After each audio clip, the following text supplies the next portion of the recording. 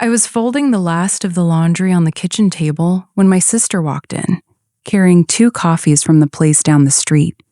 She set one beside me without asking if I wanted it, the way she always did on Saturdays.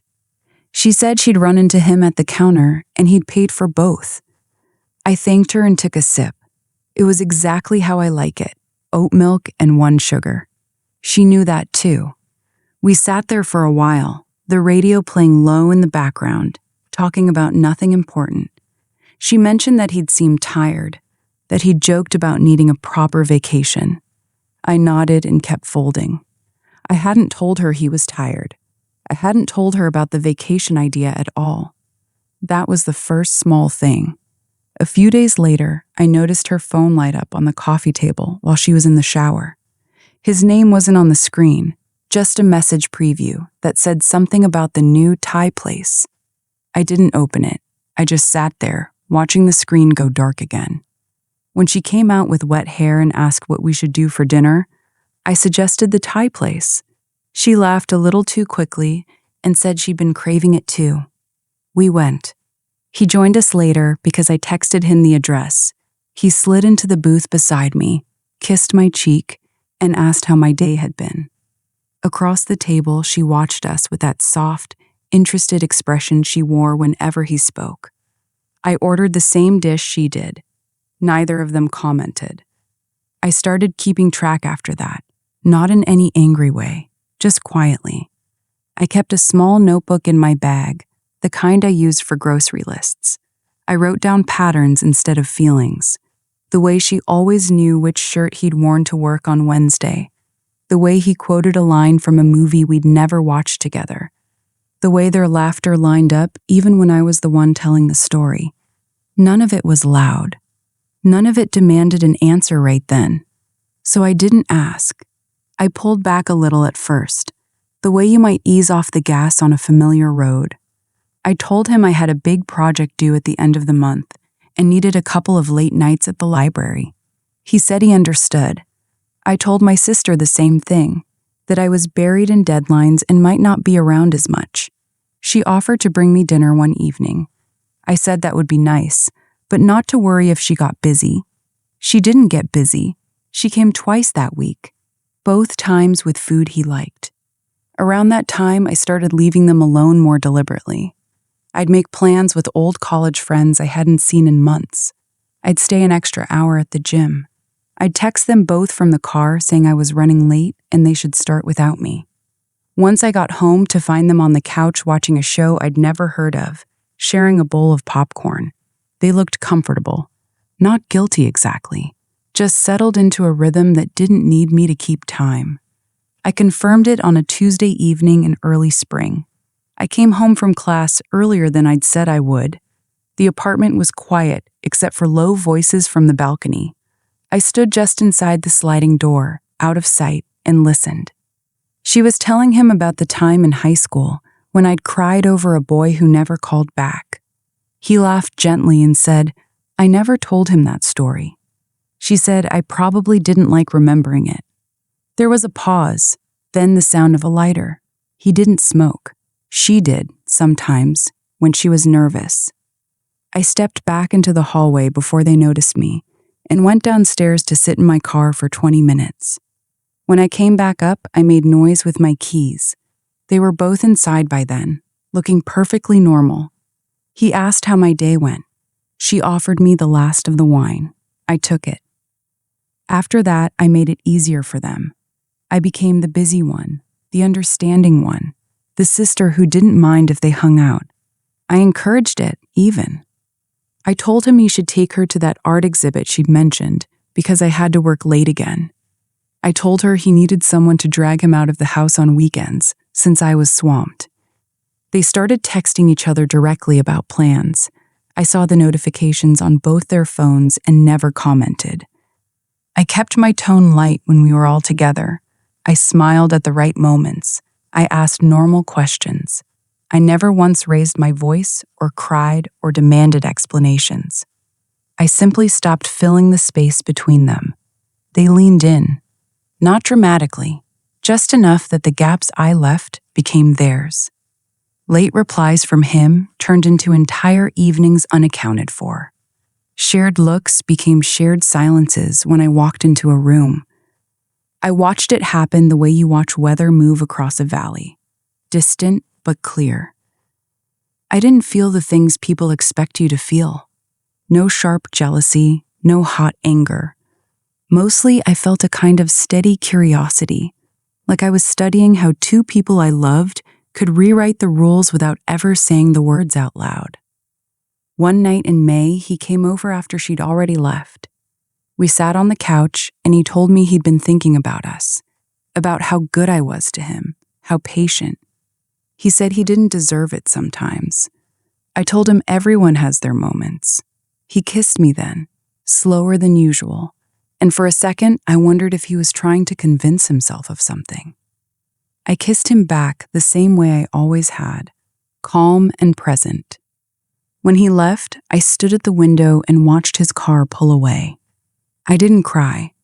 I just noted the time. My sister started coming by more often when she knew I wouldn't be there. She'd leave little things behind, a hair tie on the bathroom counter, a half-finished soda in the fridge. I never mentioned them. Instead, I began packing my own things in small increments. A box of books here, a suitcase of clothes there. I told them both I was thinking about moving closer to campus for my final semester. They both said they'd miss having me around, but that it made sense. She helped me sort through old photos one afternoon, laughing at pictures of the three of us from last summer. In one of them, he had his arm around both of us. She kept that one out longer than the others. I left in June, 2 weeks earlier than I'd originally planned. I didn't make it a big announcement. I simply told them I'd found a small studio, and the landlord needed me to move in right away. He helped me carry boxes down to the car. She stood on the sidewalk, hugging her arms, saying she'd come visit soon. I hugged them both, told them to take care of each other, and meant it in the plainest way possible. Then I drove away with the windows down and the radio off. They started dating officially about a month later. I heard it from mutual friends first, then from her in a careful text that said she hoped I wasn't upset, that it had just happened naturally. I replied that I was happy for them, and that life has its own timing. He called me a few days after that. We talked for 20 minutes about ordinary things. He sounded relieved when I didn't press him. I didn't. I watched from a distance as their relationship settled into something public. They posted pictures together, went on the trips we'd talked about, cooked the recipes I'd shown them. At first, it looked solid. People told me they seemed good together, that they balanced each other. I smiled and said I was glad. I meant that too, in a certain way. But I noticed the cracks forming even before they probably did. She told me during one of our occasional coffees that he sometimes got quiet for no reason. I nodded and listened. He mentioned in a text that she worried too much about what other people thought. I didn't offer advice. I just let them talk. The secrecy that had once been exciting started to feel heavy. The comparisons they never said out loud sat between them anyway. She was the spontaneous one, the one who laughed louder, but she wasn't me. He was steady and thoughtful, but he carried the memory of how easy it had been when I was the center. Without me there to react to, the tension had nowhere to go but inward.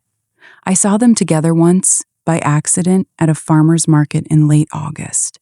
They were holding hands near the tomato stand. She looked happy enough. He looked like someone trying to remember why this was supposed to feel right. I didn't approach them. I turned down another aisle and bought peaches I didn't need. Later that week, she called and said things were complicated sometimes, that she loved him, but it wasn't always simple. I told her relationships never are. She thanked me for not making it weird. I said there was nothing to make weird. By October, the cracks had widened. She moved some of her things into his place, but kept her old apartment too, just in case. He started working longer hours. They argued about small things in front of friends. Nothing explosive, just the kind of sharp little comments that come when people are measuring each other against a ghost. I stayed out of it completely. I finished my classes, got a part-time job at a bookstore, and began dating a quiet guy from my poetry seminar who never asked about my sister or my ex. It felt clean. One evening in November, my sister showed up at my studio unannounced. She looked tired. She said they were taking a break, that she didn't know what had gone wrong, that everything had seemed perfect until it wasn't. I made her tea and let her talk. She cried a little, not dramatically, just quiet tears while she stared into the mug. She asked if I thought she'd made a mistake. I told her mistakes were only mistakes if you learned nothing from them. She asked if I hated her. I said no, I didn't. I hadn't for a long time.